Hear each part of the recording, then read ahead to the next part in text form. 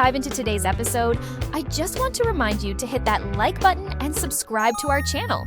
Your support means the world to us. It helps us grow, reach more amazing learners like you, and keep bringing you fresh and fun content every week. So don't forget, like, subscribe, and let's keep this journey going strong.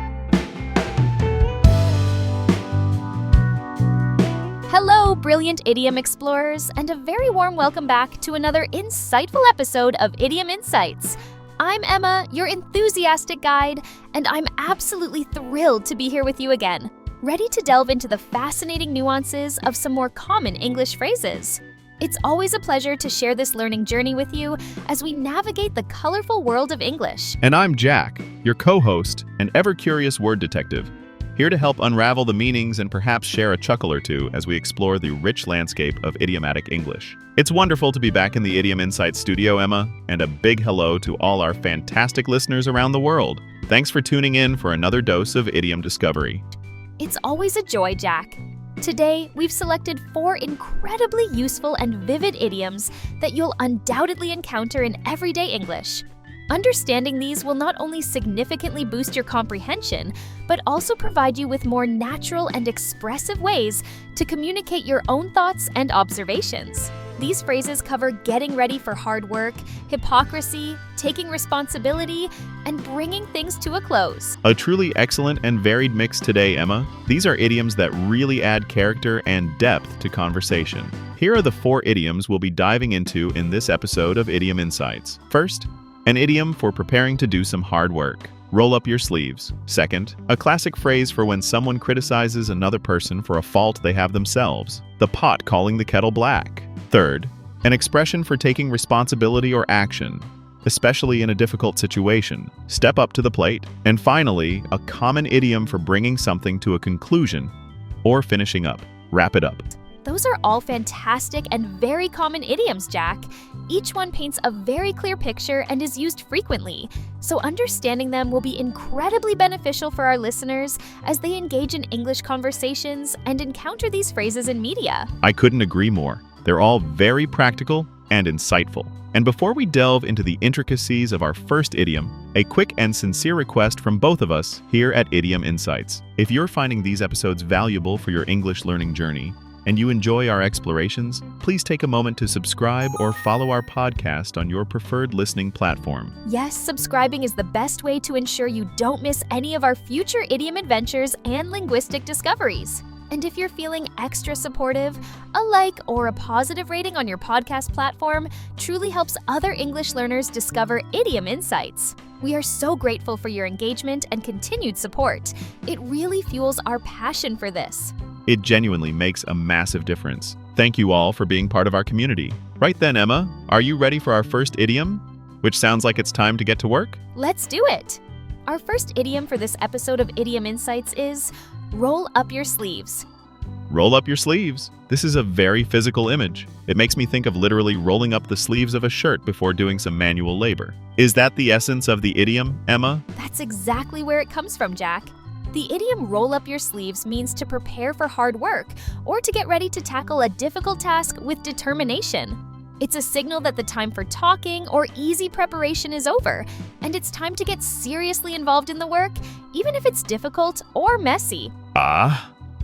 So it's a metaphor for getting down to business and applying serious effort. If a team has been planning a project for weeks, and the day comes to actually start building or implementing it, the manager might say, "Okay, team, we've done enough planning. It's time to roll up our sleeves and start the real work." Precisely. And it's not just for physical work. You can roll up your sleeves to tackle a complex financial report, to study for a very difficult exam, or to solve a challenging intellectual problem. It just means you are preparing to apply yourself fully and get started on a demanding task.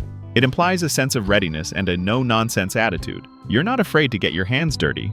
Metaphorically speaking, you are ready to engage with the difficulty of the task ahead. I must admit, I usually roll up my sleeves just before tackling a particularly large and challenging meal. I'm sure you do, Jack, but in most contexts, it's about that transition from a state of planning or rest to a state of active, determined work. It's a call to action. Okay, so to roll up your sleeves means to prepare for hard work or to start tackling a difficult task with determination. Ready to hear Mia and Mark use this idiom? Let's listen in. I wonder what difficult task they might be preparing to tackle together. Oh, Mark, I'm looking at our garage and it's a complete disaster. We've been saying for months that we need to clean it out and organize it, but it just seems to get worse and worse. I don't even know where to begin. I know what you mean, Mia. It's a bit overwhelming just looking at it all. We could try to draw up a plan first, maybe categorize things into keep, donate, and throw away piles on paper before we start. We could, but honestly, I think we're past the planning stage. We've been planning to clean it for 6 months. I think today is the day we just have to get started. No more procrastinating. It's time to just roll up our sleeves and dive in. We can sort things into piles as we go. You're right. We could plan forever and never actually touch anything. Okay, let's do it. I'll go and find some old clothes and some strong boxes. It's time to roll up our sleeves and finally reclaim our garage from all this junk. It's going to be a long, dirty job. That was a perfect example. Mia used roll up your sleeves to signal a shift from planning and procrastination to starting the actual hard physical work of cleaning the garage. And Mark agreed, showing they were ready to get down to business. Exactly. The idiom captured that moment of decision to stop talking about the task and start doing it, acknowledging that it would be hard work, but showing the determination to begin. It's a very common and motivational idiom for getting started on a tough job. It is. So next time you need to prepare for some hard work, remember the idiom, it's time to roll up your sleeves. And we'd love to hear what task makes you feel like you need to roll up your sleeves. Share your experiences in the comments section below this episode. Great idea, Jack. Let's move on now to our second idiom in this episode of Idiom Insights. This one is about hypocrisy. Our second idiom today is the pot calling the kettle black. The pot calling the kettle black. This is a very famous and rather amusing idiom. What exactly does it mean, Jack? It is a classic, Emma. The phrase, the pot calling the kettle black, is used to describe a situation where someone criticizes another person for a fault that they themselves also possess. It's a way of pointing out hypocrisy. The origin comes from a time when pots and kettles were used over open fires and would both become black with soot. So, for the pot to criticize the kettle for being black would be absurd, as the pot is just as black. So it's about someone being guilty of the very same thing they are accusing someone else of. For example, if someone who is notoriously untidy and has a very messy desk complains about a colleague's desk being a bit cluttered, that would be a case of the pot calling the kettle black. Precisely. Or if someone who is always late for meetings starts complaining about another person being 5 minutes late, you might think to yourself, well, that's the pot calling the kettle black. It highlights the critic's own lack of self-awareness or their hypocrisy. It's a very direct and effective way to challenge someone who is being critical of others for a fault they share. It essentially says, you have no right to criticize them for that, because you are exactly the same. Yes, it's often used to counter criticism by pointing out that the critic is just as flawed in that same area. It's a powerful way to deflect an unfair or hypocritical accusation. So it's all about pointing out that someone should look at their own faults before they criticize others for the same ones. Exactly. Look in the mirror first. So, the pot calling the kettle black describes a situation where someone criticizes another for a fault they also possess, thus being a hypocrite. Ready to hear Mia and Mark use this idiom? Let's listen in. I wonder who might be guilty of some hypocrisy in their conversation. Mia, I'm getting so frustrated with David from the marketing team. I sent him an email with an urgent question 3 days ago, and he still hasn't replied. It's holding up my progress on the project. It's so unprofessional to just ignore important emails like that. I know that can be frustrating, Mark, when you're waiting on a response. But, and I say this with the greatest affection, didn't I send you an email last Tuesday about the budget figures that I'm still waiting for a reply on? Oh, well, that's different, Mia. I've been really snowed under this week, and I was planning to get to it today. David's situation is probably not the same. Maybe not, but aren't you complaining about someone not replying to an email while you also haven't replied to my email from last week? Forgive me for pointing it out, but doesn't that sound a little bit like the pot calling the kettle black? Okay, you have a point. It's easy to get frustrated with others for doing the exact same thing I do myself sometimes. I suppose I should probably answer your email before I complain anymore about David. That's fair. That dialogue perfectly illustrates the idiom. Mia gently pointed out Mark's hypocrisy by using the phrase, the pot calling the kettle black. as he was complaining about David's slow email response time while being guilty of the very same thing himself. Exactly. The idiom was used to highlight the inconsistency in Mark's criticism and encouraged him to look at his own behavior before judging others. It was a very effective, if slightly uncomfortable for Mark, use of the phrase. It's a very common and useful idiom for pointing out hypocrisy. It is. So next time you witness someone criticizing another for a fault they share, you might think to yourself, that sounds like the pot calling the kettle black. And we'd love to hear if you've ever had to point out a pot calling the kettle black situation. Or perhaps a time someone pointed it out to you. Share your experiences in the comments below this episode. Wonderful idea, Emma. Let's move on now to our third idiom in this episode of Idiom Insights. This one is about taking on a challenge. Our third idiom for today is step up to the plate. Step up to the plate. This is another one that sounds like it comes from sports, specifically baseball. Is that right, Emma? You are absolutely right, Jack. The idiom step up to the plate comes from baseball, where a batter steps up to the plate to take their turn to bat, which is a moment of responsibility and action. In a general sense, to step up to the plate, or just step up, means to take responsibility, take action, or accept a challenge, especially in a difficult or critical situation when a leader or a volunteer is needed. So it's about taking initiative and accepting responsibility when it's required. If a team is facing a major crisis and no one knows what to do, and one team member comes forward with a plan and takes charge of the situation, they have stepped up to the plate. Precisely. Or if a community organization needs a volunteer to lead a difficult but important new project, and someone raises their hand and says, "I'll do it," they are stepping up to the plate. It implies a willingness to take on a burden or a challenge that others might be avoiding. It seems to carry a very positive connotation of courage, leadership, and responsibility. It's not just doing your job, but taking on extra responsibility or action when it's most needed. Yes, it often happens in response to a need or a crisis. It's about recognizing that someone needs to take charge or do something difficult, and deciding to be that person. It's a very admirable quality. So, if a parent sees that their child's school needs more volunteers for a school trip and they offer their time, they are stepping up to the plate to help out. Exactly. They are taking on the responsibility when it's needed. So, to step up to the plate means to take responsibility or action, especially in a difficult situation or when a leader is needed. Ready to hear Mia and Mark use this idiom? Let's listen in. I wonder what difficult situation might require someone to take responsibility. Mark, that big charity fundraiser we're organizing is next month. And I just heard that Sarah, who was supposed to be the main speaker and host for the evening, has had to pull out due to a family emergency. Oh no, Sarah has pulled out? She was the main draw for a lot of attendees. Without a host and main speaker, the whole evening could be a disaster. This is a serious problem, Mia. What are we going to do? I know. Everyone on the organizing committee is panicking a little bit.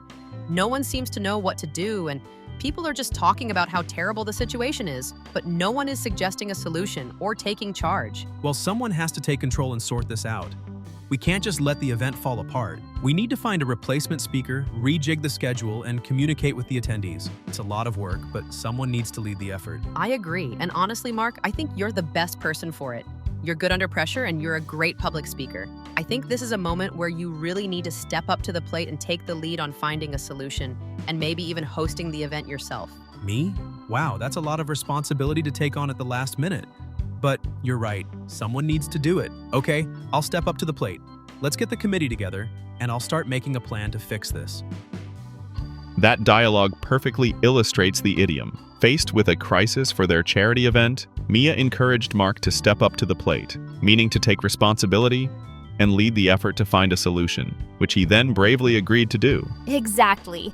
The idiom highlighted the need for someone to take decisive action in a difficult situation, and it described the act of accepting that leadership challenge. It's a very common and positive idiom for describing responsible and courageous action. It is. So next time you see someone take responsibility or action when it's most needed, you can say they are stepping up to the plate. And we'd love to hear about a time you saw someone step up to the plate. What was the situation, and what did they do? Share your inspiring stories in the comments below this episode. Wonderful idea, Jack. Now, we've arrived at our fourth and final idiom for this episode of Idiom Insights. This one is about finishing up. Our final idiom for today is wrap it up. Wrap it up. This sounds like what you do to a present before you give it to someone. How is it used as an idiom, Jack? You're right about the image, Emma, but the meaning is about concluding things. To wrap it up, or wrap things up, is an informal way to say finish something, bring something to a conclusion, or summarize and end a discussion or activity. It's a signal that something should be brought to a close. So it's a way of saying, let's finish now. If a meeting has been going on for a long time and all the main points have been discussed, the chairperson might say, "Okay, everyone, it's getting late. Let's start to wrap it up." Precisely. Or, if a TV host is nearing the end of their show, they might say to the audience, "That's almost all the time we have for today. So let's wrap it up with one final thought." It's a common way to signal the end of a segment or event. It can be a gentle suggestion or a more direct command, depending on the tone. So the tone is important. A director of a film might shout to the actors, "Wrap it up! We need to move on to the next scene," which would be a command. But a friend might say at the end of a long phone call, "Well, I should probably go and wrap it up for tonight," which is just a statement of intent to finish. Exactly. It's very versatile. It's used in business meetings, presentations, social gatherings, phone calls, anytime an activity needs to be brought to a conclusion. So if you're telling a long story and you realize you're taking too much time, you might say "anyway" to wrap it up, and then quickly give the conclusion. That's a perfect example. It's a way to move towards the summary or the end. So to wrap it up means to finish something or bring it to a conclusion. Ready to hear Mia and Mark use this idiom? Let's listen in. I wonder what activity they might be needing to bring to a close. Mark, that brainstorming session for the new advertising slogan has been going on for nearly 2 hours now. We've generated a lot of good ideas, but I think we're starting to go around in circles and repeat ourselves. I know what you mean, Mia. My creativity is definitely starting to fade. We have a huge whiteboard full of words and phrases, and some of them are really strong contenders. Do you think we've done enough for today? I think so. We've explored so many different angles. I suggest we take a photo of the whiteboard and then let's try to wrap it up for today. We can review all the ideas with fresh eyes tomorrow morning and hopefully make a final decision then. That sounds like a great plan.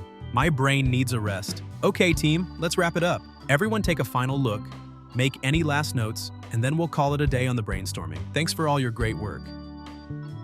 That dialogue clearly illustrates the idiom. Mia suggested they should wrap it up for the day after a long brainstorming session, meaning they should bring the activity to a conclusion. Mark then used the phrase to officially end the session for the team. Exactly.